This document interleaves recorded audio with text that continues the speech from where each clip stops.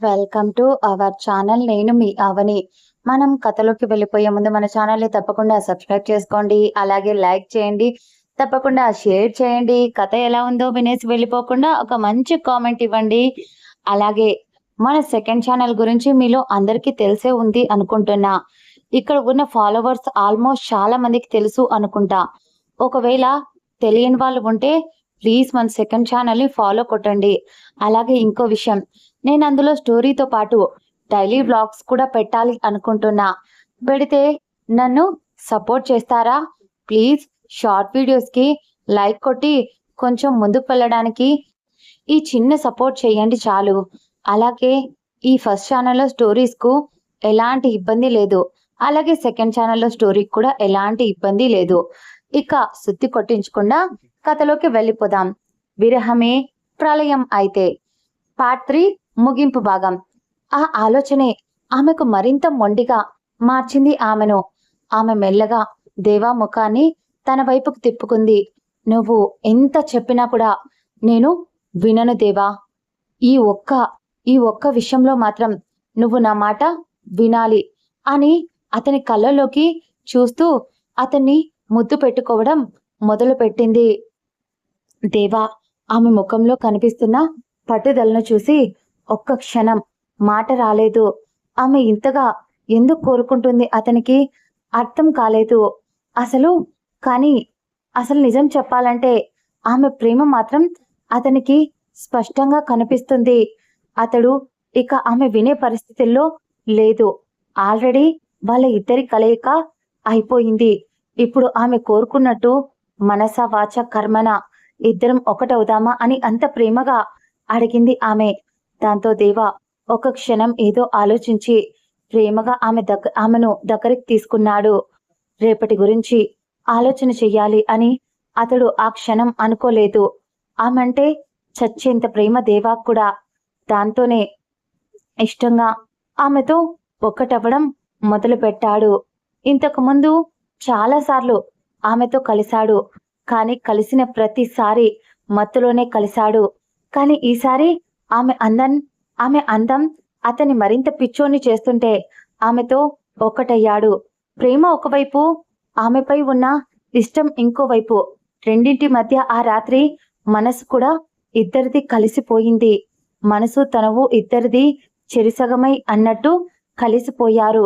వాళ్ళ ఇద్దరి కలయిక తెల్లవారిపోయి సూర్యుడు నడినెత్తికి వచ్చినా కూడా ఇంకా అలాగే సోయ లేకుండా నిద్రపోతూ ఉన్నారు ఇద్దరు. అతడి గుండెలపై ఆమె ఆదమర్చి నిద్రపోతూ ఉంది. ఆ తర్వాత ఎండ చురుక్కుమని అనిపించేసరికి మెల్లగా కళ్ళు తెరిచారు ఇద్దరు. ఒకరిని ఒకరు చూసుకున్నారు. ఆమె ఒంటిపై నూలు పోగులేదు. అతడు ఆమెకు దుప్పటిలా ఎంతసేపు ఆమెను కప్పేసి పడుకున్నాడు. కానీ ఆ క్షణం సిగ్గుతో ఆమె ముడుచుకుపోయింది. అంతేకాకుండా వెంటనే అతను పక్కనే పడుకున్న ఆమె బట్టలను ఆమెకు అందించాడు. ఆ తర్వాత అతడి బట్టలు కూడా తీసుకొని వేసుకున్నాడు. ఆమె బట్టలు వేసుకోవడంతో మెల్లగా ఇద్దరూ లేచి కిందికి వస్తూ ఉండగా అప్పుడే మహి తాతయ్య ఆశ్రమం నుంచి వచ్చారు అని కింద పని వాళ్ళంతా మాట్లాడుకోవడం మహి చెవుల్లో పడింది.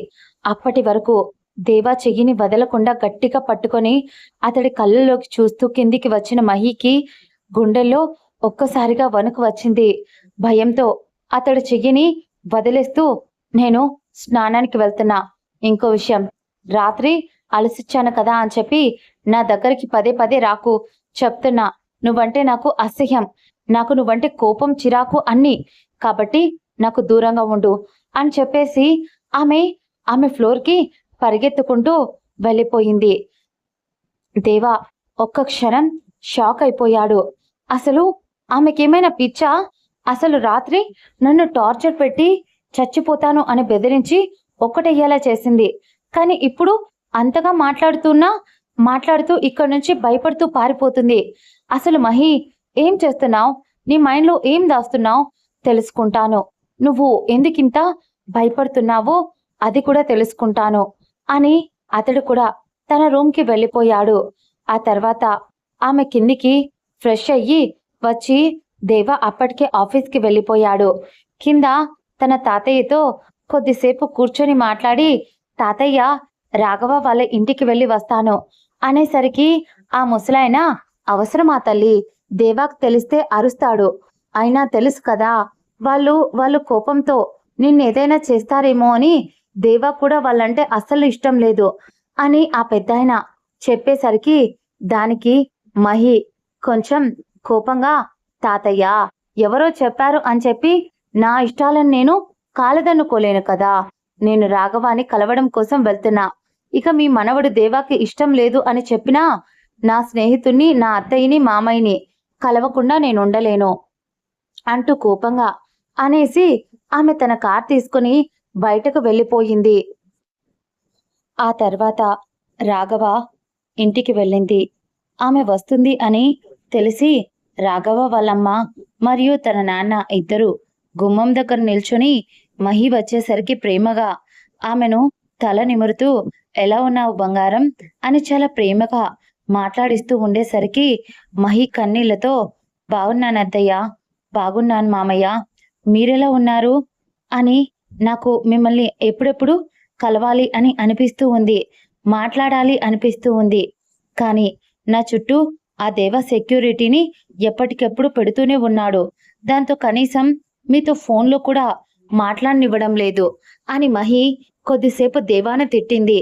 ఆ తర్వాత మహితో చాలాసేపు వాళ్ళు మాట్లాడారు.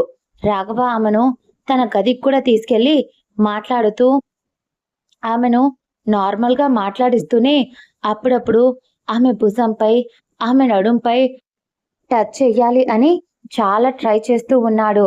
కానీ ఆమె సందు చూసుకొని తప్పించుకోవడానికి చాలా ట్రై చేస్తుంది మహి. అప్పుడే తన ఫ్రెండ్ ఎవరో తనకు కాల్ చేయడంతో రాఘవకు అదే విషయం చెప్పి, నా ఫ్రెండ్ కాల్ చేస్తుంది, ఇండియా వచ్చి తన ఇంటికి వెళ్ళకపోతే చంపేస్తుంది రాఘవ, సరే నేను వెళ్తాను అంటూ అక్కడి నుంచి వెళ్ళిపోతుంది మహి. త్వరగా వెళ్ళిపోతున్న ఆమె వైపు కోరికగా చూస్తున్నాడు రాఘవ. ఇంకా ఎన్ని రోజులే, కొద్ది రోజులే, ఆల్రెడీ ఉచ్చు బిగుసుకుంటుంది అని అనుకున్నాడు రాఘవ. ఆ తర్వాత ఇంకో వారంలో ఆమె పుట్టినరోజు. కరెక్ట్గా ఆ బర్త్డే అయిపోయిన మరుక్షణం ఆమె పేరుపైకి తన అమ్మా నాన్న ఆస్తి వచ్చేస్తుంది. అంతలోపు ఆమె చెయ్యాల్సిన కొన్ని పనులు మిగిలిపోయాయి. అవి చెయ్యడంలో ఆమె బిజీగా ఉంది. దాంతో సమయం ఎలా గడిచిపోతుందో తెలియనే లేదు. ఆ రోజు రాత్రి దేవా మహిళ కలయిక తర్వాత ఒకరికి ఒకరు ఎదురు పడనే లేదు. మహి కావాల్సిందే దేవా నుంచి తప్పించుకొని తిరుగుతూ ఉంది. అది అతడికి ఆ విషయం అర్థమయ్యింది. ఆ తర్వాత ఆమె ఏదో ఎంక్వైరీ చేస్తూ ఒక నెంబర్కి కాల్ చేసేసరికి, ఒక నెంబర్ ఎంక్వైరీ చేసేసరికి అది దొరికేసరికి సంతోషంగా ఆ నెంబర్ వైపు చూస్తూ ఆ నెంబర్కి కాల్ చేసింది. అటువైపున లిఫ్ట్ చేసిన వాళ్ళు ఎవరు అని అడిగేసరికి మహి కొద్దిసేపు వాళ్ళతో మాట్లాడి కన్నీళ్లు వచ్చేసాయి ఆమెకు. అటువైపున్న మాట్లాడుతున్న వాళ్ళకు కూడా కంట్లో కన్నీళ్లు వచ్చాయి. అలా ఒక ½ అన్ అవర్ వాళ్ళతో ఫోన్ మాట్లాడి ఫోన్ పక్కన పెట్టేసి ఫ్రెష్ అవ్వడం కోసం వెళ్ళింది. కరెక్ట్గా ఇంకో 2 రోజుల్లో ఆమె పుట్టినరోజు అనగా అప్పుడు ఆమె టిఫిన్ తింటూ ఉండగా ఆమెకెందుకో కడుపులో కొంచెం వికారంగా తిప్పుతున్నట్టు అనిపించడంతో ఆమెకు వామిటింగ్ సెన్సేషన్ కలుగుతున్నా కూడా చుట్టూ పనివాళ్ళున్నారు. దాంతో కంట్రోల్ చేసుకుంటూ ఏం మాట్లాడకుండా సైలెంట్గా నాకిక చాలు అని చెప్పేసి ఆమె గదిలోకి వెళ్ళిపోతుంది. ఆమె అలా వెళ్ళటం వాళ్లకు కొత్తేం కాదు కాబట్టి వాళ్ళు కూడా పెద్దగా పట్టించుకోలేదు అప్పుడు. ఆ తర్వాత కానీ ఆమె గదిలోకి వెళ్ళి వాష్రూమ్లోకి పరిగెత్తుకుంటూ వెళ్ళి వామిటింగ్ చేసేసుకుంది. అస్సలు ఆమె తిన్నది కొద్దిగా టిఫిన్ అయినా కూడా అస్సలు ఒక్క క్షణం చాలా నీరసంగా అయిపోయింది ఆమె పరిస్థితి అలా వామిటింగ్ చేసుకోగానే. దాంతో ఆమెకేదో డౌట్ వచ్చి వెంటనే ఆమె రూమ్ డోర్ని క్లోజ్ చేసి గడిపెట్టి 1కి 2 సార్లు ఆమె రూమ్ కిటికీలు అన్నీ చెక్ చేసి తర్వాత ఆమె బెడ్ కింద దాచిపెట్టిన ప్రెగ్నెన్సీ కిట్ని తీసుకొని బాత్రూంలోకి వెళ్ళి చెక్ చేసుకుంది. అందులో కరెక్ట్గా 2 లైన్స్ వచ్చాయి పాజిటివ్. అది చూడగానే సంతోషం తట్టుకోలేక నోటికి చెయ్యి అడ్డు పెట్టుకొని కన్నీళ్లు వస్తున్నా కంట్రోల్ చేసుకుంటూ ఆమె బాధను, ఆమె సంతోషాన్ని రెండింటినీ కలిపేస్తున్నట్టు మోకాలపై నేలపై కూర్చొని కడుపుపై చెయ్యి పెట్టుకొని, నా దేవా, నా దేవా రక్తం ఇది, నువ్వు నా దేవా బిడ్డవు, ఆ ఫీల్ అనుకున్నప్పుడల్లా ఆమె చేతులపై గూస్ బంప్స్ వస్తున్నాయి. అదే ఎక్సైట్మెంట్లో దేవాకి కాల్ చేసింది తనకు ఈ గుడ్ న్యూస్ చెప్పడానికి. కానీ ఎందుకో ఒక్క క్షణం వెంటనే కాల్ కట్ చేసింది భయంతో. నాకు బుద్ధి లేదు, దేవాకిప్పుడు నేనెందుకు కాల్ చేస్తున్నాను, ఇప్పుడు వాడికి కాల్ చేసినట్టు వాళ్ళకు తెలిసిపోతుంది అని తన మీద తనకే ఒక్క క్షణం కోపం వచ్చి వెంటనే మళ్ళీ దేవాకి కాల్ చేసి, దేవా చాలా రోజుల నుంచి ఆమెతో మాట్లాడాలి అని చూస్తూ ఉంటే తప్పించుకుపోతున్నాడు, ఆమె కూడా తప్పించుకుపోతుంది. ఆమె ఇలా కాల్ చేయడంతో సరే ఇప్పుడైనా మాట్లాడదాం అని లిఫ్ట్ చేసి ఏదో మాట్లాడబోయేలోపు అటువైపున ఉన్న మహి గట్టిగా అరుస్తూ చెప్పింది, అర్థం అవుతుందా? లేదా ఇంకో 2 రోజుల్లో నా పుట్టినరోజు, ఆ రోజులోగా నా ఆస్తి నా పేరుపైకి రావాలి, లేదంటే చెప్తున్నా కోర్టుకెక్కి మా నాన్న కంపెనీ పరుగు రోడ్డు మీద కీడుస్తాను అని గట్టిగా అరిచి చెప్పింది ఆమె. దేవాకి ఆమె నిమిషానికి మారుతున్న బిహేవియర్కి పిచ్చి పడుతున్నట్టు ఫీల్ అయ్యాడు. ఏం మాట్లాడలేక సైలెంట్గా ఉన్నాడు. కానీ ఆమె అలా కోపంగా తిట్టేసి కాల్ కట్ చేసింది. ఆ తర్వాత దేవా ఫోన్ని పక్కన పడేసి సోఫాలో తల వెనక్కి ఆనించి పడుకొని ఏదో ఆలోచిస్తూ ఉంటే అక్కడే ఉన్న తన కింద వర్క్ చేసే కౌశిక్ అనే ఒక అబ్బాయి, ఏమైంది బ్రో, ఎందుకంత డల్ అయిపోయావు, ఉన్నట్టుండి అయినా ఎప్పుడూ లేనిది ఈ మధ్య చాలా మూడ్ ఆఫ్గా ఉంటున్నావు, కనిపిస్తున్నావు, ఏమైంది అని కౌశిక్ అడుగుతూ ఉంటే, తెలీదురా, ఒకవైపు బిజినెస్ని హ్యాండిల్ చేస్తున్నా, ఇంకోవైపు నీతో కలిసి మాఫియాలో చాలా రకాల డీలింగ్స్ కూడా చేస్తూ ఉన్నా, దేనికి ఎప్పుడు భయపడలేదు, దేనికి ఎప్పుడు ఇంతగా డిస్టర్బ్ అవ్వలేదు. కానీ మహి బిహేవియర్ చూస్తుంటే ఫస్ట్ టైం భయం వేస్తుంది కౌశిక్. నాకేదో అవుతుంది అని కాదు, కానీ ఆమె ఏదో చేస్తుంది, ఆమె వెంట నిఘా పెడితే ఆమె ఆ నిఘా నుంచి కూడా తప్పించుకుంటుంది, కానీ ఆమెకి ఏదైనా అవుతుంది అనే టెన్షన్తో పిచ్చి లేచిపోతుంది కౌశిక్ అని కౌశిక్తో దేవా మాట్లాడుతున్న అదే టైంలో కౌశిక్ ఫోన్ మోగింది. పైగా ఏదో నెంబర్, అన్నోన్ నెంబర్లా, చాలా డిఫరెంట్గా ఉంది ఆ నెంబర్, ఏదో అమెరికా నెంబర్లా అనిపిస్తూ ఉంటే కొంచెం చిరాగ్గానే ఇప్పుడెవర్రా ఈ టైంలో అంటూ ఫోన్ లిఫ్ట్ చేశాడు కౌశిక్. కానీ అటువైపు నుంచి మహి మాట్లాడుతూ, అక్కడ దేవ ఉన్నాడా అని అడిగేసరికి కౌశిక్ అయోమయంగా కొంచెం షాక్ అయి, మీరెవరు అన్నాడు కొంచెం సూటిగా. దాంతో ఆమె నా పేరు మహి, దేవాకి ఫోన్ ఇవ్వగలవా, నేను దేవాతో మాట్లాడాలి ప్లీజ్ అని అంటూ ఆమె ఎక్సైట్ అవుతూ అడిగింది. ఒక్క క్షణం కౌశిక్ షాక్ అయ్యాడు. ఏంటి, మహి నాకు కాల్ చేసిందా అని షాక్లోనే, బ్రో నాకు మహి కాల్ చేసింది, నీతో మాట్లాడాలంట అనేసరికి దేవా అర్థం కానట్టు ఫోన్ని కౌశిక్ని మార్చి చూసి కౌశిక్ చేతిలో ఉన్న ఫోన్ తీసుకొని చెవి దగ్గర పెట్టుకున్నాడు. వెంటనే అతడు చెవి దగ్గర పెట్టుకున్నాడు అని ఆమెకు అర్థమైపోయి ఫోన్లోనే అతడికి ముద్దులు పెట్టేస్తూ, ఐ లవ్ యూ రా, నిజంగా నేను కలకన్న కోరిక నెరవేరిపోయింది, ఇక నేను చెయ్యాలి అనుకున్న పనులు కూడా ఆల్మోస్ట్ అయిపోయాయి, నీకు ఒక ముఖ్యమైన ఇంపార్టెంట్ విషయం చెప్పాలి, అది నీకు ఎదురుగా వచ్చి చెప్పాలి, ఇలా ఫోన్లో కాదు, నిన్ను కలిసి నీ ఎదురుగా చెప్పాలి, ఎక్కడున్నావు దేవా, చెప్పవా ప్లీజ్, ఇప్పుడే వస్తా, పైగా ఇంకో విషయం, నీ ఫోన్లో ఒక GPS ట్రాకర్ ఉంది, అది అందువల్లే నేను కాల్ చేసి తిట్టి ఫోన్ పెట్టేశాను, నేను నిన్ను అర్జెంట్గా కలవాలి, ఎందుకంటే చాలా ముఖ్యమైన విషయం చెప్పాలి, ఎక్కడున్నావు త్వరగా చెప్పు అని ఆమె వెయిట్ చేయకుండా క్వశ్చన్స్ మీద క్వశ్చన్స్ అడుగుతూనే ఉంది. దాంతో దేవాకి ఆమె చెప్పింది ఒక క్షణం అర్థం కాకపోయినా కూడా ఆమె చెప్పింది కాబట్టి ఆమెకు అడ్రస్ చెప్పాడు దేవా. అదే షాక్లోనే దాంతో ఆమె సంతోషంగా పరిగెత్తుకుంటూ కిందికి వచ్చి కార్ తీసుకొని దేవా దగ్గరికి బయలుదేరింది.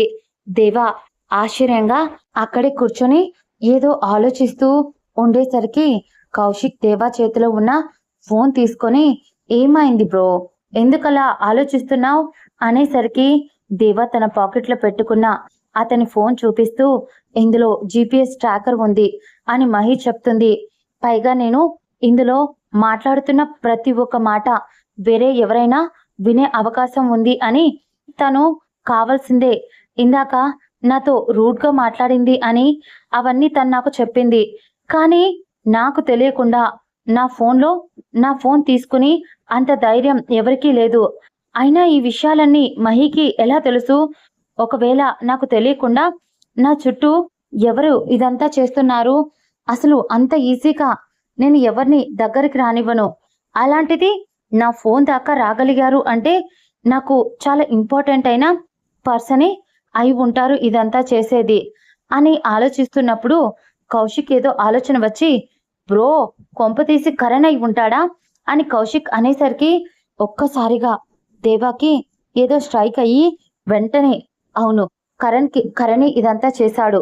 వాడికి తెలియకుండా వాడిని అబ్జర్వ్ చేయి. అలాగే కౌశిక్ అలాగే తన ఫ్యామిలీని వాళ్ళపై కూడా కరణ్ ఫ్యామిలీపై నిఘా ఉంచు. ఎక్కడ ఏ డౌట్ వచ్చినా లేపి పడే. నా దగ్గరే ఉండి ఇంత నమ్మక ద్రోహం చేస్తాడా అని కోపంగా అతడు పిడికిలి బిగుసుకుంది. ఆ తర్వాత అతడు మహి అక్కడికి వస్తాను అన్నది కాబట్టి ఆమె కోసం వెయిట్ చేస్తూ ఉన్నాడు దేవా. దాదాపు ఒక హాఫ్ అన్ అవర్కి ఆమె అక్కడికి చేరుకుంది.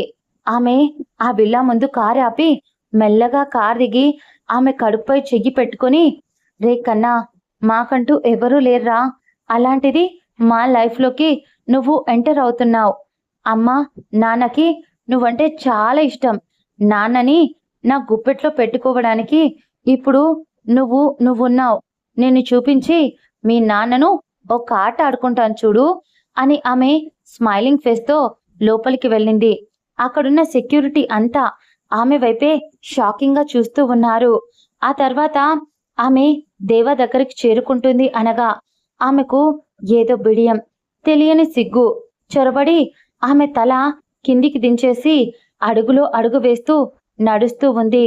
అప్పుడే ఆమెకెదురుగా వచ్చి కౌశిక్ వచ్చి, హాయ్ మహి, నేను అని అతని పేరు చెప్పబోతూ ఉంటే, నువ్వు నాకు తెలుసు కౌశిక్ కదా, నేను ఎక్కడ ఉన్నా కూడా నా దేవా చుట్టూ ఎవరున్నారు, ఏం చేస్తున్నాడు అని ఎప్పటికప్పుడు తెలుసుకుంటూనే ఉంటా అని చిన్న స్మైల్ ఇచ్చి, సరే దేవా ఎక్కడా అని ఎక్సైటింగ్గా అడిగింది.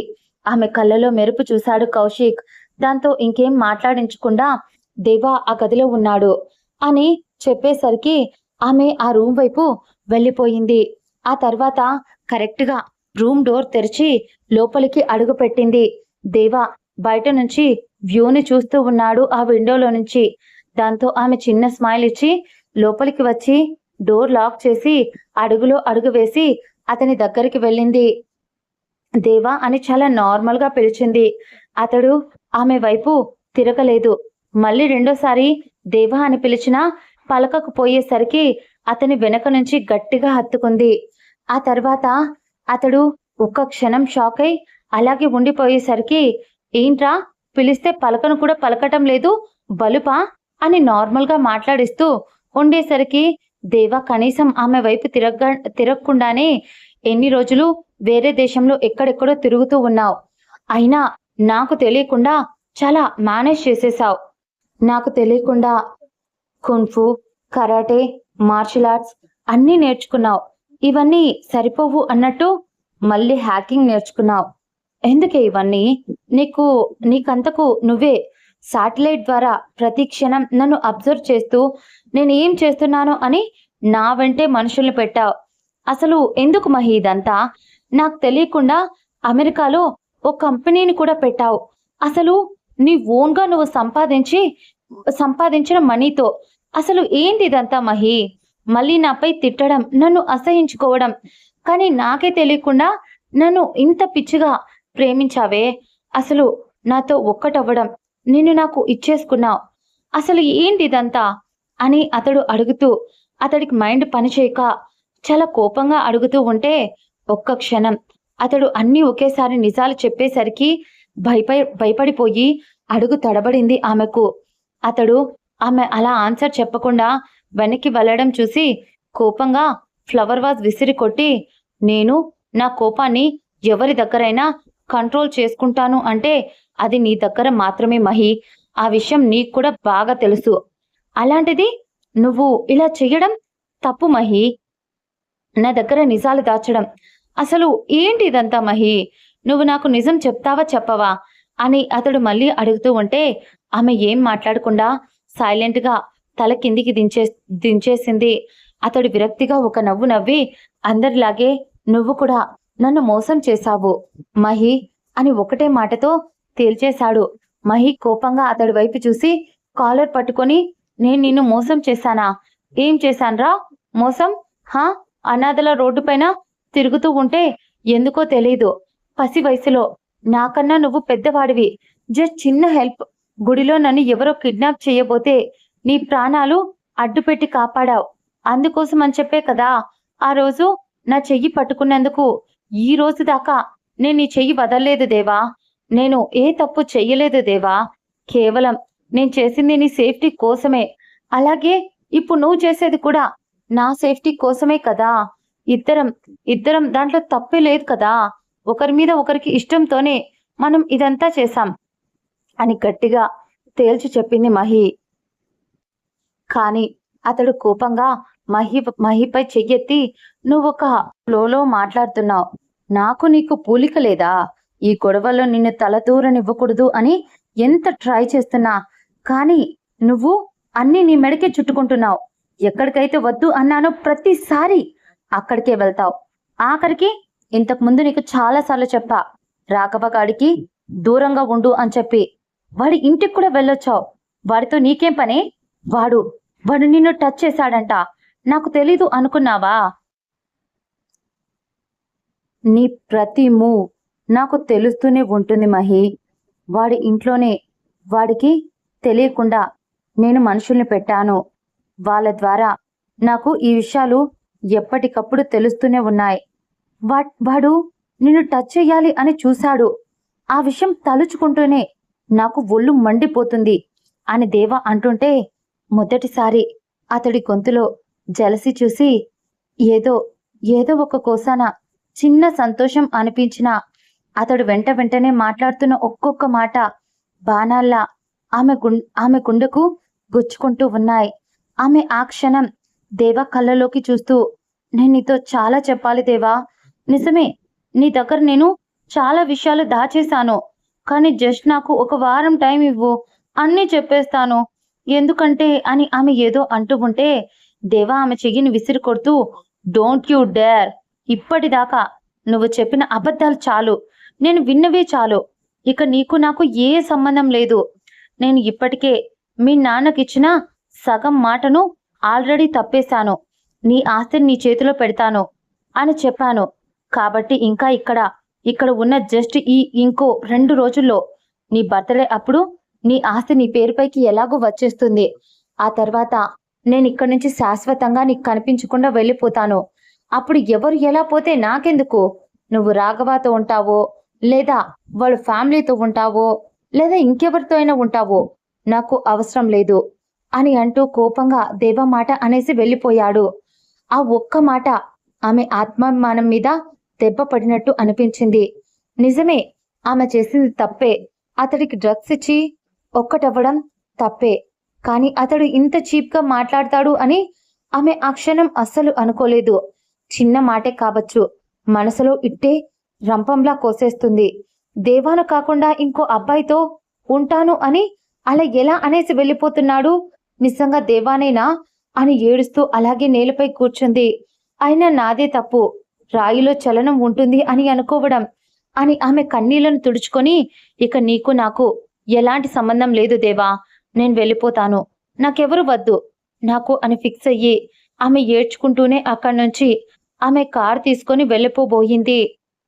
అప్పుడు కౌశిక్ దేవా దగ్గరికి వెళ్ళి ఏడుస్తూ వెళ్ళిపోతున్న మహిని చూస్తూ గుర్తు చేసుకొని దేవా, అసలు కొంచెమైనా బొద్దుందా? నీకోసమని వచ్చిన తన్ని ఎందుకు ఏడిపించి పంపించావు? అసలు ఏం మాట్లాడుకున్నారు ఇద్దరు అని కౌశిక్ మాట్లాడేసరికి దేవా కోపంగా మరేం చెయ్యమంటావ్రా? తన నాన్నకి తనని నేను ఒక ప్రిన్సెస్ లా చూసుకుంటాను అని మాట ఇచ్చాన్రా. పైగా నేను ఒక అనాథని, నాకెవరూ లేరు. ఇప్పుడు నా దగ్గర ఉన్న డబ్బు, స్టేటస్, పవర్ ఇవన్నీ తన నాన్న సంపాదించినవి. ఇది ఆమెకు ఇచ్చేస్తే ఆ తర్వాత నా దగ్గర ఏమి ఉండదు. అలాంటి రాజకుమారిని నా దగ్గర ఉండడం కరెక్ట్ కాదు. ఆమెలాంటి మంచి అమ్మాయికి ఇంకో మంచి పర్సన్ దొరుకుతాడు అని అతడు అనేసి కౌశిక్ ఇంకా ఏదో మాట్లాడబోతూ ఉంటే దేవా కూడా టెంపర్లో ఉన్నాడు కాబట్టి అసలు ఆ మాటలు పట్టించుకోకుండా అక్కడి నుంచి వెళ్ళిపోతున్నాడు దేవా. మహి ఏడుస్తూనే ఉంది. దేవా అన్న మాటలకు ఒక్కొక్క మాట ఆమె గుండెల్లో ఎవరో సూదులతో పొడుస్తున్నట్టు నొప్పి కలిగిస్తూ ఉంటే బాధ, కోపం అన్నీ వచ్చేసాయి ఆ క్షణం. అలాగే ఏడుస్తూ ఉండిపోయింది. నైట్ ఆమె అన్నం కూడా తినకూడదు అని అనుకుంది. కానీ ఆమె కడుపులో ఉన్న చిన్న ప్రాణం అప్పుడే ఏర్పడుతుంది కదా. దాంతో తినాలి అని అనిపించకపోయినా అతడి మీద కోపంగా ఉన్న మొండిగా తింటుంది. కానీ చాలా ఏడవడం మొదలు పెట్టింది. గదిలో తలుపులు మూసేసుకుని ఏడుస్తూనే ఉంది.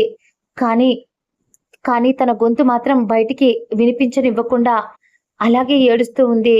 ఒకరి పొగరు, కోపం, అహంకారం ఇది మాత్రమే కనిపిస్తాయి ఆమె మొహంలో. ఆ తర్వాత అలా 2 రోజులు అలాగే గడిచిపోయింది.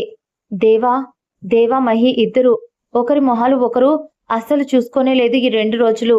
కానీ ఆ రోజు ఆమె పుట్టినరోజు. అందుకోసం అని చెప్పే దేవా ఆమె లేవక ముందే ఒక పెద్ద బొకేని తీసుకొని ఆమె గదిలో పెట్టి ఆమెను ఒకసారి చూసి బయటికి వెళ్ళిపోబోయాడు. కానీ అప్పుడే కళ్ళు తెరిచి అతడు వెళ్ళడం గమనించిన ఆమె కోపంగా లేచి ఆ బొకేని తీసుకొని గది బయటికి వచ్చి కిందకి విసిరేసింది. అది వెళ్ళి కింద హాల్లో పడింది. దేవా వైపు కోపంగా చూస్తూ, ఎంత ధైర్యం ఉంటే నా గదిలోకి వస్తావు? నువ్వు ఎలా అయితే మాట్లాడావో, ఎలా అయితే ఉండాలి అని అనుకున్నావో అలాగే ఉండు. నా జీవితంలోకి రావడానికి ట్రై చెయ్యకు. అలాగే ఇంకో విషయం, నాకు నీ ప్రేమ వద్దు, నీ జాలి వద్దు, ఇలా నీ విశేషం వద్దు, నీ మొహం కూడా నాకు చూపించకు అంటూ 2 రోజులు ఉన్న కోపమంతా ఆ మాటలో అతనిపై కక్కేసింది. కోపంగా ఆమె గదిలోకి వెళ్ళి డోర్ లాక్ చేసుకొని నేలపై కూర్చొని కడుపుపై చెయ్యి పెట్టుకొని ఏడుస్తూనే, మీ నాన్నకి మనం అక్కర్లేదంట్రా కన్నా, అందుకే నేను చెప్పలేదు. చెప్పినా కూడా నిన్ను కూడా వదిలేయమని చెప్పి చెప్తాడు. అందుకోసమనే నాకు నువ్వు కావాలి. ఎందుకంటే నువ్వు నా దేవ ప్రతిరూపానివి, మా ప్రేమకు గుర్తువి అని ఏడుస్తూ, అయినా వెధవ ఎలా కాదనుకుంటాడు అని ఆ రోజు రెడీ కావాలి కాబట్టి వెళ్ళి ఆఖరి యుద్ధానికి రెడీ అయి బయటికి వచ్చింది. నార్మల్ లాంగ్ ఫ్రాక్ వేసుకొని, మెడలో చిన్న డైమండ్ నెక్లెస్ పెట్టుకొని, చెవులకు చిన్న కమ్మలు పెట్టుకొని, మొహాన బొట్టు, దాని కింద కుంకుమ, అందంగా రెడీ అయి బయటికి వచ్చింది ఆమె. ఆమెను చూసి అలాగే ఆశ్చర్యంగా చూస్తూ ఉండిపోయారు ఇంట్లో ఉన్న పని వాళ్ళంతా మరియు ఇంట్లో వాళ్ళంతా. అప్పుడే రాఘవ కూడా తను కూడా ఆ ఇంటికి వచ్చాడు. తన పేరెంట్స్ని తీసుకొని మరి వాళ్ళు అక్కడికి రావడం చూసి దేవ కోపంగా వాళ్ళకి ఎదురుగా వెళ్ళి, మీరు ఎందుకు వచ్చారు ఇక్కడికి అని కోపంగా అడిగాడు. అలా అడిగేసరికి రాఘవ దేవ వైపు ఈవిల్ స్మైల్ ఇస్తూ, మేము మీరు పిలిస్తే రాలేదు మిస్టర్ దేవా. నా మరదలు, అదే నా సొంత మరదలు, నా మేనమామ కూతురు బర్త్డే ఈరోజు, అందుకే జరుగుతుంది. నన్ను మరీ ఇన్వైట్ చేసింది నా మరదలు. అలాంటప్పుడు రాకుండా ఉంటానా అని అప్పుడే కిందికి వస్తున్న మహిని చూసి, hello Mahi, wish you many more happy returns of the day అంటూ అరుస్తూ ఆమె దగ్గరికి వెళ్ళి ఆమెను హగ్ చేసుకోబోయాడు. కానీ మహి అతని చెయ్యి పట్టుకొని షేక్ హ్యాండ్ ఇస్తూ హగ్ ఆపేస్తూ ఉండేసరికి పొగరుగా లోపల తిట్టుకుంటూ, పర్లేదు, ఇంకెంతసేపు, ఇంకొద్దిసేపే కదా, ఆ తర్వాత దీనికి ఏదో ఒక మాయమాటలు చెప్పి దీంతో పెళ్లి కొప్పించుకోవాలి అని అనుకొని, మహి అదిగో అక్కడ మా అమ్మ నాన్న కూడా వచ్చారు అనేసరికి అప్పుడే లోపలికి వస్తున్న వాళ్ళని చూపించాడు రాఘవ. దాంతో మహి స్మైల్ ఇస్తూ, అత్తయ్య మామయ్య ఎలా ఉన్నారు అని వాళ్ళని కూడా పలకరించి, రండి కాఫీ తాగుదురు అని కూర్చోబెట్టి కాఫీ తెమ్మని పని వాళ్ళకు చెప్పింది. అప్పుడే మహి తాతయ్య అక్కడికి వచ్చి తన కూతుర్ని, అదే రాఘవ వాళ్ళ అమ్మగారిని ఎలా ఉన్నారు అని పలకరించాడు. దానికి ఆవిడ మొహం బాధగా పెట్టి, నాన్న నీకింకా నీ కూతురు గుర్తుందా? కనీసం ఆ రోజు అన్నయ్య వదినలా చావుకి మేము కారణం కాదు అని చెప్పినా కూడా ఆ నింద మా మీద వేసి మమ్మల్ని ఇంట్లో నుంచి గెంటేశావు. మాకు దానికి ఎలాంటి సంబంధం లేదు నాన్న. అదంతా చేసింది ఆ దేవాగాడే అని మాత్రం వాణ్ణి మాత్రం ఈ పక్కనే పెట్టుకున్నావు అని ఆవిడ ఏదో మాట్లాడబోతూ ఉంటే ఆయన ఆవిడ వైపు కోపంగా చూసి తన బర్త్డే అని చెప్పి తను పిలిస్తే మీరు వచ్చారు. నోరు మూసుకొని కొద్దిసేపు ఉండిపోండి, మళ్ళీ వెళ్ళిపోండి. మీ మొహాలు నాకు పదే పదే చూపించకండి అంటూ అంటూ అయినా ఇంటికి వచ్చిన వాళ్ళని పలకరించడం మన సాంప్రదాయం కాబట్టి మీరు ఎలాంటి వాళ్ళు తెలిసినా కూడా మిమ్మల్ని పలకరించాను అని కోపంగా అనేసి ఆయన కూడా అక్కడి నుంచి బయటికి వెళ్ళిపోయాడు కోపంగా. ఒక్కొక్కరుగా వస్తూ ఉన్నారు. ఆమె బర్త్డే అని చెప్పి చాలా మంది పెద్ద పెద్ద వాళ్ళు కూడా అక్కడికి వచ్చారు. వాళ్ళందరినీ దేవా దగ్గర నుండి పిలిపించాడు. అలాగే వాళ్ళ నాన్న దగ్గర పనిచేస్తూ ఉన్న లాయర్స్ ఇంకొంతమంది, వాళ్లకు వయసు కూడా ఇప్పుడు చాలానే అయ్యింది. వాళ్ళందరూ కూడా వచ్చారు. వచ్చి అందరూ ఆమెను విష్ చేశారు. కానీ ఆమె చూపు మధ్యలో దేవా వైపే ఉంది. లాయర్స్ అంతా ఒక పక్కన కూర్చొని ఏవో పేపర్స్ అన్ని చూస్తూ డిస్కస్ చేస్తూ ఉన్నారు. అదంతా చూస్తున్న రాఘవకు మరియు రాఘవ కుటుంబానికి ఏదో డౌట్ రావడంతో ఎవరికో అప్పటికప్పుడు ఫోన్ చేసి ఆ విషయాలు మాత్రం చెప్పారు. ఇక్కడ జరుగుతున్నవి వాళ్ళు అలా గుసగుసగా మాట్లాడుకుంటూ ఉన్న అదే టైంలోనే అక్కడికి మహి తాతయ్య వచ్చాడు. వచ్చి, మహి తల్లి లేట్ అవుతుంది కదరా, వచ్చి కేక్ కట్ చేద్దురా అని ఆయన మహిని ప్రేమగా పిలుచుకొని వెళ్లారు. కొద్దిసేపటి తర్వాత కేక్ కటింగ్ అయిపోయింది. ఆ తర్వాత ఆయన దేవా దగ్గరికి వెళ్ళి, దేవా ఏంటిదంతా? లాయర్స్ జస్ట్ మహి సైన్ తీసుకుంటే సరిపోతుంది కదా, మరి వీళ్ళంతా ఎందుకు వచ్చారు, ఏం చేస్తున్నారు ఇక్కడ అని ఆయన అలా అడుగుతూ ఉంటే అప్పుడు ఆయన వైపు చూసిన దేవా, ఏం లేదు తాతయ్య, నేను మహి రోజు తను నా ఆస్తిని నేను తీసేసుకుంటున్నాను అని నన్ను అసహించుకుంటుంది కదా, అందుకనే నేను ఒకటి డిసైడ్ అయ్యాను తాతయ్య. తను అనుకున్నట్టే తన పేరుపైకి తన ఆస్తి ఎలాగో ఇంకొద్దిసేపట్లో మారిపోతుంది. నేను జస్ట్ కాపలావాడిని. అందుకోసం అని చెప్పే ఆస్తి మహి పేరుపైకి వెళ్ళిన మరుక్షణం ఆమె ఆస్తినంతటినీ ఆమె హ్యాండిల్ చేయాలి. అలాగే ఇక్కడ చాలా మంది పెద్ద పెద్ద వాళ్ళని కూడా పిలిపించింది ఆమె సేఫ్టీ కోసమే. అందువల్లే అప్పట్లో ఆయన బెస్ట్ ఫ్రెండ్, మామయ్య బెస్ట్ ఫ్రెండ్, ఆయన కూడా ఇక్కడ ఉన్నారు. అదిగో మినిస్టర్ సుబ్రహ్మణ్యం గారు, మామయ్య క్లోజ్ ఫ్రెండ్ కదా ఆయన, అందుకనే ఆయన్ని కూడా పిలిపించా. పైగా కలెక్టర్ గారు, సుబ్రహ్మణ్యం గారి అల్లుడు, ఇలా చాలా మందిని పెద్ద పెద్ద వాళ్ళనే పిలిచాను తాతయ్య.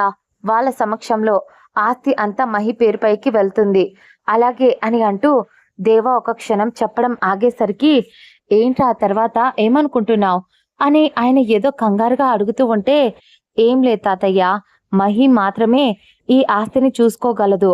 అందుకోసమని ఒకవేళ మహికి ఎవరైనా ఏదైనా హాని చేస్తారేమో అని చెప్పి ఆమెకి ఏదైనా అయిన మరుక్షణం ఈ ఆస్తి అంతా అనాథాశ్రమాలకు విరాళాలుగా వెళ్ళిపోతుంది. అదే అక్కడ రాయిస్తున్నాను అని దేవా చెప్పేసరికి ఆయన షాక్లో అలాగే ఉండిపోయాడు. కానీ అప్పుడే తేరుకొని కన్నీళ్లను తుడుచుకుంటూ, మంచి ఐడియా నాన్న, అక్కడున్న నా కూతురు ఆ రాబంధువులకు తెలియకుండా మంచి ఐడియా వేశావురా, అది నా కడుపున చెడ పుట్టింది. ఇలాగైతే ఏమి, నా కొడుకు వారసత్వం తన ఆస్తులకు, తన ఆశలకు, తన కోరికలకు నిలబెట్టే మహి చేతిలోనే ఇది ఉంటే ఆమెను కూడా ఏం చేసే ధైర్యం ఎవరు చేయలేరు అని ఆ ముసలాయన అనేసి అక్కడి నుంచి వెళ్ళిపోయాడు మహి దగ్గరికి. ఆ తర్వాత మహి వాళ్ళందరి సమక్షంలో కేక్ కట్ చేసి సంతకం చేసింది. ఆ తర్వాత అక్కడ అందరితో మాట్లాడి ఆమె గదికి వెళ్ళి ఫ్రెష్ అయ్యి వెంటనే డ్రెస్ మార్చుకొని, గాగుల్స్ పెట్టుకొని, ఫేస్కి మాస్క్ పెట్టుకొని, డ్రెస్ కూడా ఫుల్గా జీన్స్ అండ్ టీషర్ట్ వేసుకొని, దానిపైన హుడీ వేసుకొని బయలుదేరింది. ఎవరికి తెలియకుండా ఆమె ఏ గోడ నుంచి అయితే ఇంతకు ముందు పారిపోతూ ఉంటే దేవా ఆ రోజు పట్టుకున్నాడో అక్కడి నుంచి మళ్ళీ పారిపోయింది. ఇంతకుముందు ఆమె పారిపోయేటప్పుడు ఆమె అతనికి వెళ్ళిపోతున్నట్టు సిగ్నల్ ఇచ్చింది కావాల్సిందే. కానీ ఈసారి అతడికి ఎలాంటి సిగ్నల్ ఇవ్వలేదు. కేవలం ఆమె ప్రస్తుతానికి దేశం వదిలి వెళ్ళిపోవాలి. ఎవరు ఆమె, ఎక్కడుంది అని ఆ విషయం కూడా ఎప్పటికీ కనిపెట్టకూడదు. అందుకోసమే గోడ దూకిన వెంటనే ఆమె కోసమే అక్కడ ఒక కారు కూడా ఉండేసరికి అందులో కూర్చొని డ్రైవింగ్ చేస్తూ వెళ్ళిపోయింది మహి. అక్కడి నుంచి ఇక ఇంట్లో ఉన్న పెద్ద పెద్ద వాళ్ళంతా ఒక 1 అవర్‌కి వాళ్ళు కూడా దేవాకి కొంచెం మాట్లాడి మ్యాటర్ అంతా శాంతించిన తర్వాత వెళ్ళిపోయారు. ఈవినింగ్ వరకు ఎవ్వరు ఎవరితో మాట్లాడలేదు. రాఘవ కుటుంబం మాత్రం అదేదో వాళ్ళ సొంత ఇల్లు అయినట్టు అక్కడే కిచెన్లోకి వెళ్ళి మిగిలిపోయిన స్నాక్స్ తింటూ ఎంజాయ్ చేస్తూ ఉన్నారు. ఆ తర్వాత రాఘవ మహి దగ్గరికి వెళ్ళాలి అని అనుకున్నాడు. కానీ ఆమె గదిలోకి పని వాళ్ళను రానివ్వదు, ఎవరిని రానివ్వదు. కాబట్టి ఇప్పుడు కనుక గదిలోకి వెళ్తే మహికి నచ్చదు కాబట్టి అందుకనే ఎందుకులే అని ప్రస్తుతానికి నోరు మూసుకొని ఉన్నాడు రాఘవ. అందువల్లే మహి ఇంట్లో లేదు అనే విషయం ఎవరికీ తెలియలేదు. ఆ తర్వాత దేవ అతడు అన్ని పనులు ఫైల్స్ అన్ని కంప్లీట్ చేసేసి వాటిలో దేవాకి ఒక ఎలాంటి సంబంధం లేనట్టు అలాగే కొన్ని సంతకాలు పెట్టి ఆ పెద్దాయనకి ఆ ఫైల్స్ ఇచ్చి, తాతయ్య జాగ్రత్త, మహిని తనని మీరు బాగా చూసుకోండి, అలాగే ఈ గుంట నక్కల్ని మీకు దూరంగా ఉంచుకోండి, ఈ ఆస్తి కేవలం మహికి మాత్రమే దక్కాలి, నేను ఇవి ఆమెకి ఇచ్చేవాణ్ణి కానీ ఆమె నన్ను అసహించుకుంటుంది, నన్ను కూడా చూడదు, అందుకని నేను ఇప్పుడు మీకు ఆమె దగ్గరికి వెళ్లకుండా ఇవి తీసుకొని మీకే ఇస్తున్నా, అందుకనే అని చెప్పేసి దేవ అతడు బ్యాగ్ తీసుకొని ఒక్క అడుగు ముందుకు వేశాడు. కానీ అప్పుడే ఒక బలమైన కత్తి వచ్చి అతడి వెన్నులోకి దిగింది. ఒక్క క్షణం దేవ ముందుకు నడుస్తున్న వాడల్లా గట్టిగా అరుస్తూ నేలపై కూలబడిపోయాడు. ఒక్కసారిగా ఊహించని ఆ పరిణామానికి ఇంట్లో ఉన్న పని వాళ్ళంతా షాక్లో అలాగే నిలబడిపోయారు. కింద పడ్డ దేవ తన ముందు రాఘవ వాళ్ళ అమ్మా నాన్న ముగ్గురు చేతులు కట్టుకొని నిల్చుని ఉన్నారు. వాళ్ళ ముగ్గురు అతన్ని పొడచలేదు. అతనికి అర్థమవుతుంది మరి అతన్ని పొడిచింది ఎవరు అని చూడగా అక్కడ మహి తాతయ్య. ఒక్క క్షణం ఆయన దేవాని పొడవడం దేవ అసలు జీర్ణించుకోలేకపోయాడు.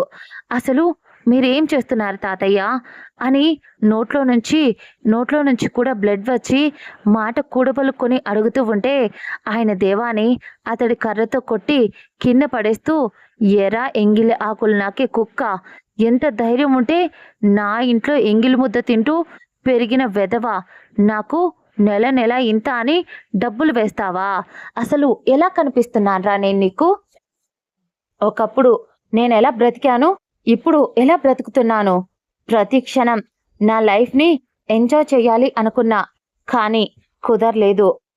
అసలు నేను వయసులో ఉన్నప్పుడు నా తండ్రి అందరినీ ఉద్ధరిస్తూ నా జల్సాలకు అడ్డుపడ్డాడు వాడు. ఇక నా చేతికి పగ్గాలిస్తాడు అనుకున్న క్షణంలో నాకు పుట్టిన ఈ సన్నాసి అంటూ మహి ఫాదర్ ఫోటో ఆ హాల్లో పెద్దది చేసి పెట్టి ఉంచారు. దానివైపు అసహ్యంగా చూస్తూ ఆ ముసలాయన చూపిస్తూ, ఈ పోరంబోకుల వెధవ 10 మందికి సాయం చెయ్యాలి, 10 మందికి ముద్ద అన్నం పెట్టాలి అంటూ దానాలు ధర్మాలు అంటూ నా తండ్రి కన్నా ఎక్కువ నన్ను కట్టడి చేయడం మొదలుపెట్టాడు. పేరు ప్రతిష్ట వీటి కోసం నీకు తెలియకపోవచ్చురా, వాడు నేను ఒక దానిపై మోజుపడి నా పెళ్ళాం చచ్చిపోయింది అని చెప్పి ఓ పని పిల్లను పాడు చేశాను అని తండ్రిని అని కూడా చూడకుండా ఈ వెధవ నన్ను కొట్టాడు పని వాళ్ళందరి ముందు. అందుకోసమనే జీర్ణించుకోలేకపోయా, అందుకోసమే కాపు కాచా. నేనే చిన్నప్పటి నుంచి పెంచుకుంటూ వచ్చిన నా కొడుకుని ఈ చేతులతో చంపేశా అని ఆయన ఇల్లంతా ధ్వనించేలా చెప్తూ ఉంటే ఒక్క క్షణం ఆయన చూసిన దేవాకి గుండె మండిపోయింది. ఆ ముసలాయన మళ్ళీ దేవ షర్ట్ కాలర్ని పట్టుకొని వాడిని చంపేశాను అని అనుకున్న క్షణంలో నువ్వొచ్చి చచ్చావక్కడికి, ఆ ఆస్తి ఎవరికి రాకుండా పోతుంది అని అనుకున్న క్షణంలో దానికి ఒక వయసు వచ్చేంత వరకు నిన్ను కాపలాగా పెట్టి లాయర్స్ టీంని తన స్నేహితుల్ని అందరినీ మీకు కాపలా ఉంచి ఆ వెధవ చస్తూ కూడా నీ మీద నమ్మకంతో పోయాడు. నువ్వు కూడా సామాన్యుడివేం కాదురా, నీకు నిండా 15 సంవత్సరాలు కూడా లేవనుకుంటా. ఆ టైంలో వాళ్ళు చచ్చిపోతూ ఉంటే ఆఖరి క్షణంలో చేరుకున్న నిన్ను చూసి మహి అసహించుకునేలా చేసింది కూడా నేనే. అలాగే ఆ ఆస్తిని అనుభవించడానికి అదెవరు? నువ్వెవరు? అసలైన వారసుని నేను. ఆస్తిని నా తర్వాత నా కూతురు, నా కూతురు కొడుకు, నా మనవడు వీళ్ళే అనుభవించాలి. అంతే తప్ప మీరంతా ఎవర్రా? ఇప్పుడే నేను నిన్ను చంపేస్తా. నాకు తెలుసు నువ్వీరోజు ఆ లాయర్స్ అందరితో కలిసి ఆస్తి మహి పేరుపై రాయించావు. ఆ తర్వాత దాన్ని మేము ఏదైనా చేస్తే ఆ ఆస్తి అనాథలకు వెళ్ళిపోయేలా నువ్వే చేస్తావు.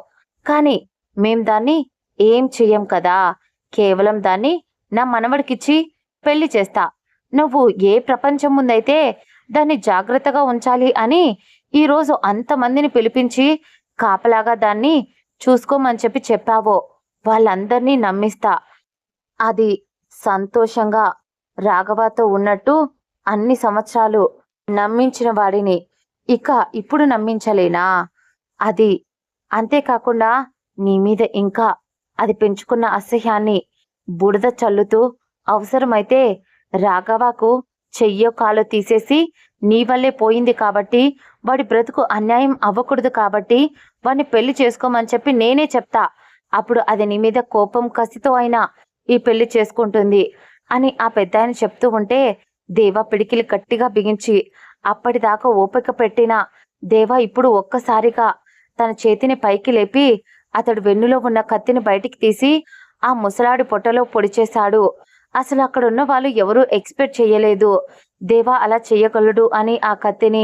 ఆ కత్తిని పొడిచేసి అక్కడే నేలపై కూర్చొని రక్తం చేతులతో అసలు ఎలా కనిపిస్తున్నాన్రా?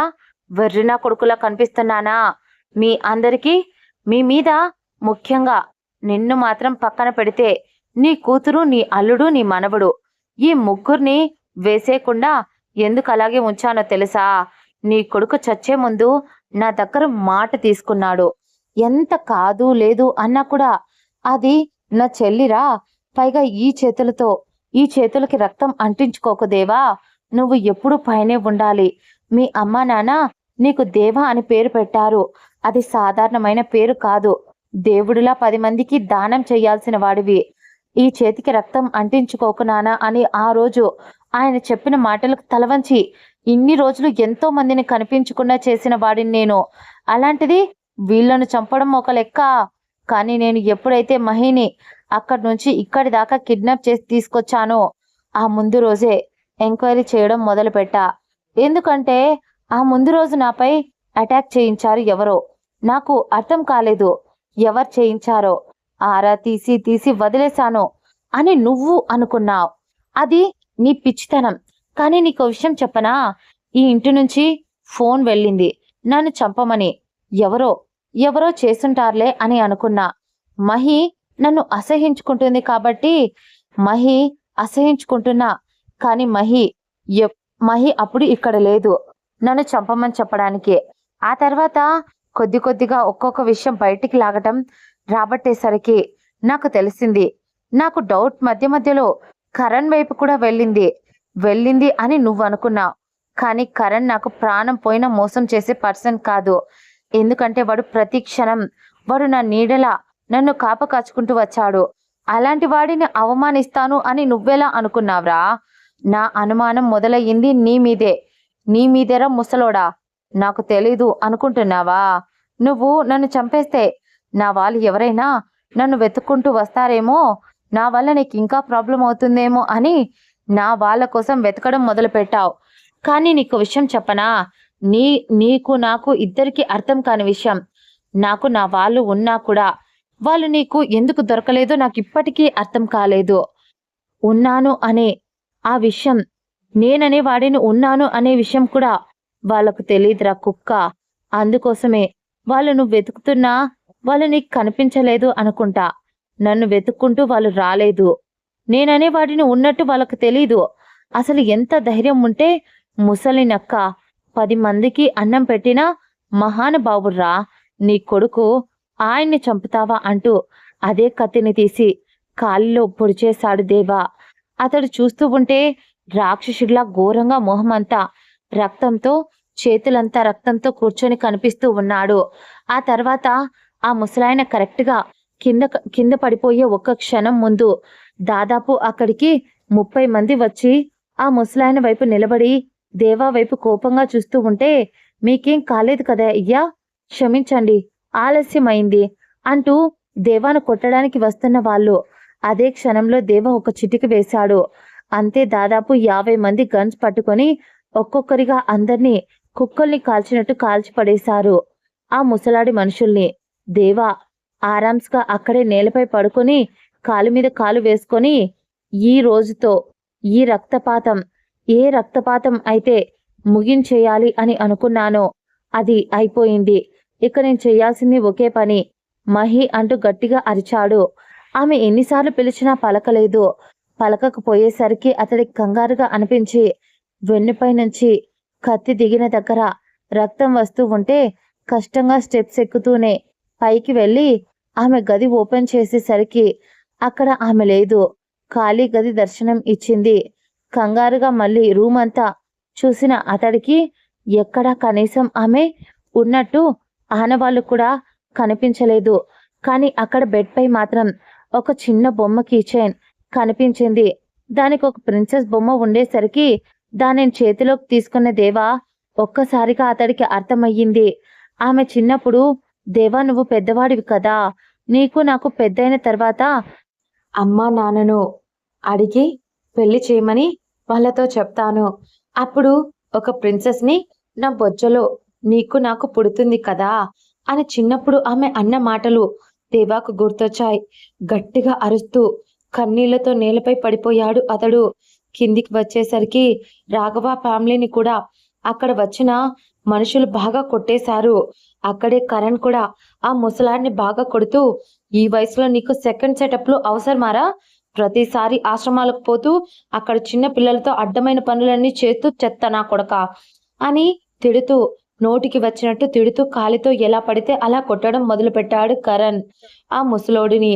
అది ఆ క్షణంలో కిందికి వచ్చిన దేవాకి అప్పటికే చాలా బ్లడ్ పోయింది. అతడికి అర్థమైపోయింది ఆమె వెళ్ళిపోయింది అని, పైగా ఆమె తల్లి కాబోతుంది అని. ఆ బొమ్మ అక్కడ వదిలేసి వెళ్ళిపోయినట్టు గుర్తు వచ్చిన ప్రతిసారి అతడికి మైండ్ పనిచేయక నేలపై అలాగే పడిపోయాడు స్పృహ తప్పి.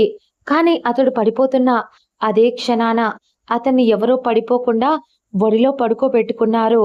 వెంటనే ఆ ఇంట్లోకి అంబులెన్స్ రావడం, దేవాని హాస్పిటల్కి తీసుకెళ్లడం అన్నీ వెంటనే జరిగిపోయాయి.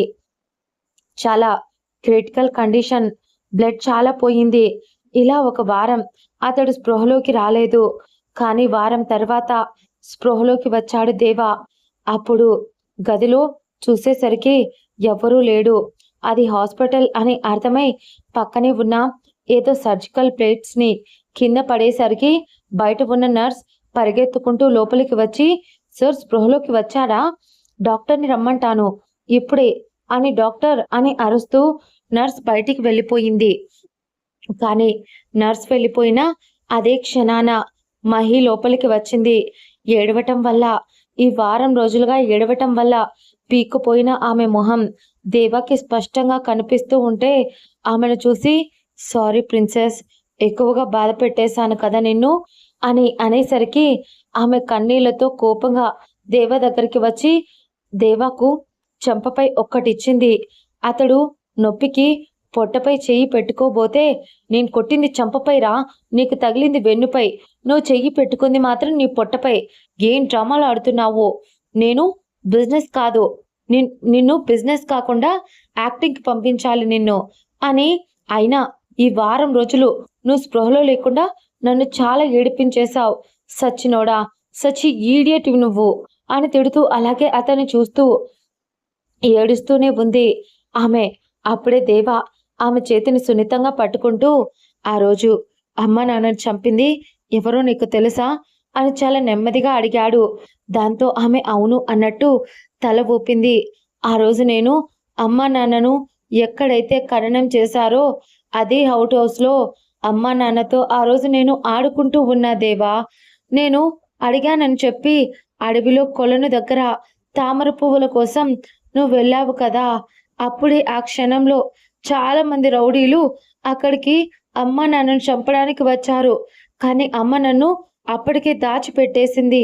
వాళ్ళలో వాళ్ళలో ఒకరు అమ్మను కొట్టారు, నాన్నను కొట్టారు, చంపేశారు.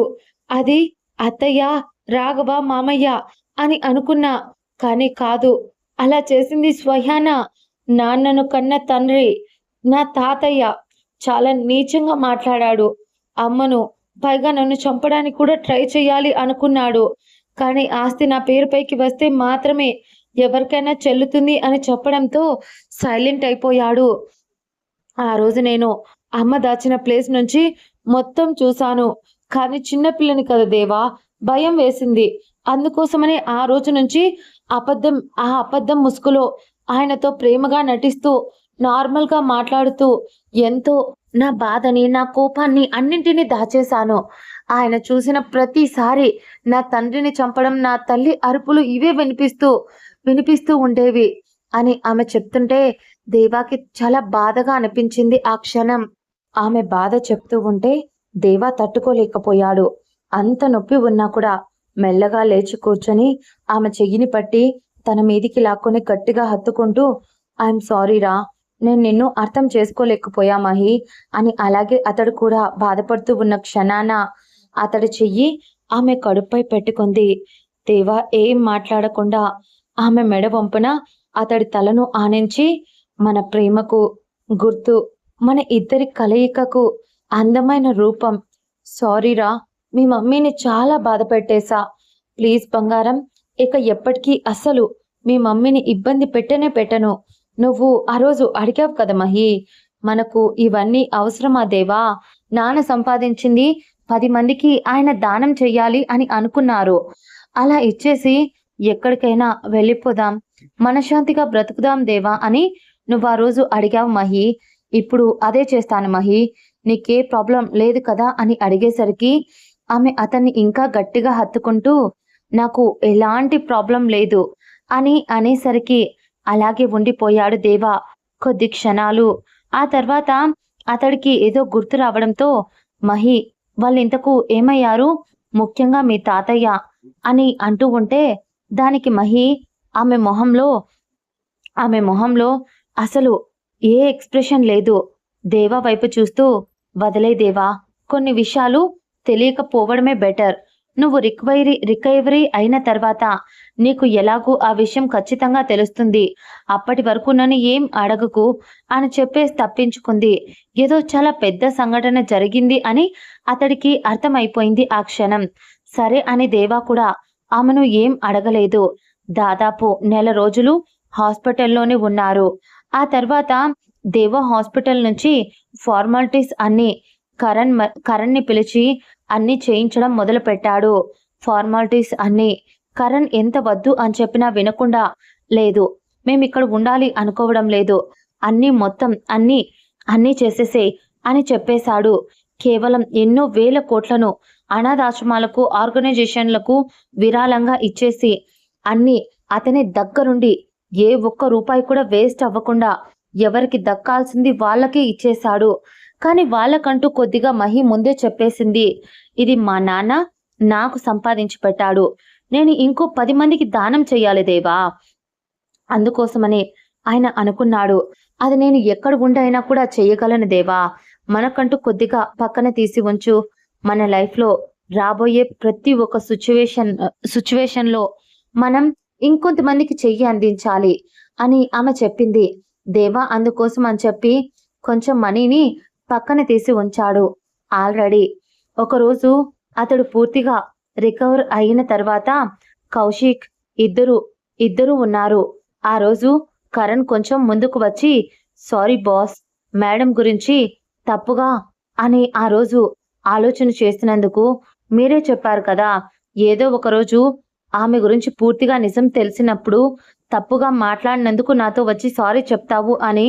కానీ మేడం చాలా గొప్పది బాస్ అని కరణ్ అంటూ ఉంటే, దానికి దేవా చిన్న స్మైల్ ఇచ్చి, ఇంతకీ తనేం చేసింది, ఏదో చాలానే జరిగింది అని నాకు అర్థమవుతుంది, కానీ అది ఏంటి అని తెలియడం లేదు అని దేవా అనేసరికి, బాస్ ఆ రోజు మేడం మిమ్మల్ని వదిలేసి వెళ్ళిపోవాలి అని మేడం డిసైడ్ అయ్యింది. కానీ ఆవిడ నా హెల్ప్ తీసుకొని ఇంటి బ్యాక్ సైడ్ కార్ పెట్టమని ముందే చెప్పింది. నేను పెట్టేసి ఆ రోజు ముందే ఇంటికి వెళ్ళిపోయా చిన్న ప్రాబ్లం వల్ల. కానీ బాస్ మేడం మళ్ళీ రిటర్న్ వచ్చింది. నాకు కాల్ చేసింది. ఆవిడ ఆవిడ మనసుకు మీకేదో జరగబోతుంది అని ఆవిడకు ముందే అర్థమైందంట. అదే భయంతోనే నాకు కాల్ చేసింది. హాస్పిటల్లో హాస్పిటల్కి కూడా వెంటనే కాల్ చేసి అంబులెన్స్ని కూడా ముందే రప్పించింది. ఆ తర్వాత కరెక్ట్గా మేము ఇంటికి వచ్చి చూసేసరికి మీరు నేలపై రక్తపు మడుగులో పడి ఉన్నారు. మేడం మిమ్మల్ని హాస్పిటల్కి తీసుకొచ్చింది. మీరు హాస్పిటల్కి వచ్చేసరికి బ్లడ్ చాలానే పోయింది. డాక్టర్ మీకు బ్లడ్ పోవటం వల్ల మీ కండిషన్ చాలా సీరియస్గా అయిపోయింది అని చెప్పారు. దాంతో మేడంలో నిజంగా చెప్తున్నా బాస్, అపరకాలి అంటారు కదా, అలా చూసా ఆవిడను. అప్పుడు మేము ఆవిడను తన నాన్న, అదే తన తండ్రి, సొంత తాతయ్య అని కూడా చూడలేదు. తన నాన్న తండ్రి అని కూడా చూడలేదు ఆయన్ని. అలాగే తన మేనత్త, తన మామయ్య, తన బావ అని ఎవరిని లెక్క చేయలేదు మేడం. అప్పుడే నైట్కి నైటే అందరినీ అడవిలోకి తీసుకెళ్లి కుక్కల్ని కాల్చినట్టు కసి తీర కాల్చి చంపేసింది బాస్. ఆవిడే వాళ్ళని కాల్చడం చూస్తుంటే మీ మీద ఎంత ఇష్టం ఉందో ఆవిడకు ఆ క్షణం మాకు అర్థమైంది బాస్. నేలపై పడి మీ గురించి గట్టిగా ఏడుస్తూ ఉన్న ఆమెను ఈ కళ్ళతో చూశాను. నిజంగానే పాపులను శిక్షించే కాళీమాత నిజంగానే వచ్చిందేమో అని భయం వేసింది. అంత దారుణంగా ఆ క్షణం ఆవిడ అనిపించింది. అంతేకాదు బాస్, మీ అమ్మా నాన్న ప్రేమించి పెళ్లి చేసుకున్నారు. మీ ఫాదర్, మీ మదర్ చనిపోయిన తర్వాత వాళ్ళ ఆస్తినంతా మీ నాన్నమ్మ వాళ్ళు తీసేసుకున్నారు బాస్. కానీ బాస్, అసలు మ్యాటర్ ఏంటంటే మిమ్మల్ని ఇంట్లో నుంచి గెంటేశారు. ఆ రోజు మీ అమ్మమ్మ వాళ్ళ దగ్గరికి వెళ్ళమని చనిపోతూ ఆఖరి క్షణంలో కూడా మీ అమ్మ నాన్న మీకు చెప్పి మాట తీసుకున్నారు. అడ్రస్ని మీకు తెలిసినా కూడా మీరు మహి మేడంని ఆ రోజు కాపాడి వాళ్ళతో రమ్మని చెప్పేసరికి ఆవిడతోనే వెళ్ళిపోయారు. తన ఫ్యామిలీతో మీ అమ్మమ్మ వాళ్ళ దగ్గరికి వెళ్ళకుండా అలా ఉండిపోయారు బాస్. మీ అమ్మమ్మ, మీ తాతయ్య ఇంకా బ్రతికే ఉన్నారు. వాళ్ళకు మీ గురించి మహి మేడం ఫోన్ చేసి చెప్పింది. మళ్ళీ మీకోసం వాళ్ళు వెయిట్ చేస్తున్నారు. అలాగే మహి మేడం ముందే చెప్పింది, ఎవరికీ తెలియకుండా అక్కడికి వెళ్ళిపోతున్నాం అని. పైగా ఎక్కడ ఏంటి అని మాకు కూడా చెప్పలేదు. మేడం అనేసరికి ఒక్క క్షణం దేవ షాక్ అయిపోయాడు. అతని కోసం అన్నింటినీ వదిలేసుకున్న గొప్ప ప్రిన్సెస్ ఆమె. అందుకనే కష్టం వస్తే ఆమె చెయ్యి వదలకూడదు అని దేవా ఫిక్స్ అయిపోయాడు. చావైనా బ్రతుకైనా ఇక ఆమెతోనే. అలా రోజులు గడుస్తూ అక్కడున్న వాళ్లకు బాయ్ చెప్పేసి వాళ్ళు కార్లో బయలుదేరారు. ఆ తర్వాత దేవా కార్లో వెళుతూ ఉంటే, ఇంతకీ ఎక్కడికి వెళ్తున్నాం మేడం అనేసరికి మహి నవ్వుతూ, ఏముంది, అందమైన జీవితం, నా కడుపులో పెరుగుతున్న నీ రూపం, ముందైతే ఎక్కడికైనా గుడిలో పెళ్లి చేసుకుందాం, ఈరోజు అసలే బాగుందంట. ఏంటి సార్, ఇప్పుడైనా నా మెడలో తాళి కడతారా కట్టరా అని కోపంగా అంది ఆమె. అతడు నవ్వుతూ, కట్టకపోతే చంపేస్తావు కదా, అందుకే కడతాన్లే అన్నాడు నవ్వుతూ. ఆ రోజే వాళ్ళిద్దరూ చాలా సింపుల్గా పెళ్లి చేసుకున్నారు. ఆ తర్వాత మహి చెప్పింది, పలానా చోట మీ అమ్మమ్మ తాతయ్య ఉన్నారు, వాళ్ళు నీ కోసం మన కోసం వెయిట్ చేస్తున్నారు అని. తర్వాత దాదాపు 3 ట్రైన్లు మారి ఎక్కడో మారుమూల పల్లెటూరులో ఆ ఊరికి చేరుకున్నారు. ఆ ఊర్లో ఆ పెద్దాయన దేవ వాళ్ళ తాతయ్య వీళ్ళని చూడగానే ప్రేమగా దగ్గరికి తీసుకొని కూతురు కొడుకు ఉన్న విషయం కూడా తెలియనందుకు వాళ్ళు బాధపడుతూ, అచ్చం తన కూతురు పోలికే ఉన్నందుకు సంతోషంగా మనవన్ని ప్రేమగా చూసుకుంటూ దగ్గరికి తీసుకున్నారు ఆయన. మహి ప్రెగ్నెంట్ అని తెలిసి వాళ్ళు చాలా సంతోషించారు. ఆ తర్వాత ఇక నుంచి మీతోనే అని చెప్పి వాళ్ళు అక్కడే ఉండిపోయారు. వాళ్ళతో పాటు ఏ తోడు లేని వీళ్లకు వాళ్ళే బంధం అయ్యారు, వాళ్ళే బాధ్యత అయ్యారు. ఆ ముసలి వాళ్ళ ప్రేమలో ఎన్నో రోజులు ఎవరు ప్రేమ లేక ఎంత బాధపడ్డారో ఈరోజు వీళ్ళ ప్రేమను రుచి చూస్తూ, పుట్టే వాళ్ళ బిడ్డకు ప్రేమను రుచి చూపిస్తూ మహి వాళ్ళ నాన్న అనుకున్నట్టుగానే 10 మందికి అన్నం పెడుతూ అలా వాళ్ళ జీవితాన్ని సంతోషంగా సాగిపోతూ ఉంది. దాదాపు ఒక 5 సంవత్సరాలు, ఒక 10 సంవత్సరాలు గడిచిపోయింది. వాళ్ళు ఉన్న ఊరును అన్నింటినీ వదిలేసి దూరంగా బ్రతుకుతూ సంతోషంగా ఉన్నారు. కానీ ఒకరోజు దేవామహి తమ కొడుకు పృథ్వీతో కలిసి ఏదో వేరే ఊరు గుడి దర్శనానికి వెళ్ళారు. కానీ దర్శనానికి వెళ్ళిన వాళ్లకు ఉన్నట్టుండి దేవాకు ఫోన్ రావడంతో మాట్లాడుతూ మహి వాళ్ళను ఒక చోట కూర్చోమని చెప్పి పక్కకి వచ్చేసరికి ఎవరో దేవా చెయ్యి పట్టుకొని పక్కకు లాగారు. ఒక్క క్షణం అక్కడ ఉన్న ఆ పర్సన్స్ ని చూసి దేవా షాక్ అయి అలాగే చూస్తుంటే అక్కడున్న కౌశిక్, కరణ్ ఇద్దరు సంతోషంగా దేవాను హత్తుకున్నారు. వాళ్ళని చూసిన దేవా హ్యాపీగా ఫీల్ అవుతూ మీరేంట్రా ఇక్కడ అని అడిగేసరికి గుడికి వచ్చాం బాస్. చాలా రోజుల తర్వాత మిమ్మల్ని చూసి అక్కడే మాట్లాడించే వాళ్ళం. కానీ మీరు చెప్పారు కదా ఎవరు ఎక్కడ ఉంటే అక్కడే బెటర్, సంతోషంగా ఉంటాం, ఎవరితో టచ్లో లేకుండా అని. అందుకోసమనే మేము మిమ్మల్ని ఇబ్బంది పెట్టాలి అనుకోవడం లేదు. అందుకనే మిమ్మల్ని కనిపెట్టడం వల్ల మీకే ప్రాబ్లం అవుతుంది అని మీ దాకా రాలేకపోయాం బాస్. అయినా ఈరోజు దేవుడి దర్శనానికి వచ్చి నిజంగా మా దేవుణ్ణి కలిసాం అంటూ వాళ్ళు ప్రేమగా హత్తుకున్నారు దేవాని. ఆ తర్వాత కొద్దిసేపు వాళ్ళు అలాగే మాట్లాడుకున్నారు. ఆ తర్వాత కౌశిక్ వాళ్ళు వెళ్ళిపోతూ ఒకసారి దేవా వైపు చూసి ఏదో చెప్పారు. అది విన్న దేవాకి కోపం వచ్చి దేవా పిడికిలి బిగుసుకుంది. దాంతో దేవా వస్తాను, కాకపోతే కొంచెం సమయం పడుతుంది. మహికి తెలిస్తే నన్ను రానివ్వదు. కానీ పరిస్థితి చెయ్యి దాటిన క్షణం మీరు చెప్పకపోయినా నా అడుగులు అక్కడ పడుతుంది అని వాళ్లకు హామీ ఇచ్చి వెళ్ళిపోయాడు దేవా. ఇది ఈ కథ ముగింపు భాగం. కొన్ని కథలు ఎప్పటికీ ఎండ్ అవ్వవు అని ఇది అలాంటి కథే. తిట్టుకోకండ్రా, ఏదో కొత్తగా ఉందని ట్రై చేసా. ఎలా ఉందో ఒక మంచి కామెంట్ ఇవ్వండి. అలాగే నాకు తెలుసు చాలా మంది నేను స్పెల్లింగ్ మిస్టేక్స్ ఇస్తున్నా అని చెప్పి స్పెల్లింగ్ మిస్టేక్స్ ఉన్నాయి అక్క అని చాలా ప్రేమగా చెప్తున్నారు. కానీ ఏం చేయమంటారు, స్పెల్లింగ్ మిస్టేక్స్ అన్నీ క్లియర్ చేసి ఇవ్వాలి అంటే నాకు మినిమం ఒక వారం టైం పడుతుంది. ఇంట్లో మేనేజ్ చేసుకుంటూ ఈ గంట స్టోరీలో స్పెల్లింగ్ మిస్టేక్స్ వెతుక్కుంటూ ఇంకోవైపు స్టోరీ రాస్తూ ఇంకోవైపు రాస్తున్నప్పుడు మా పిల్లలు కొట్టుకుంటూ ఉంటే రాసే మూడు ఉత్సాహం చచ్చిపోతుందిరా.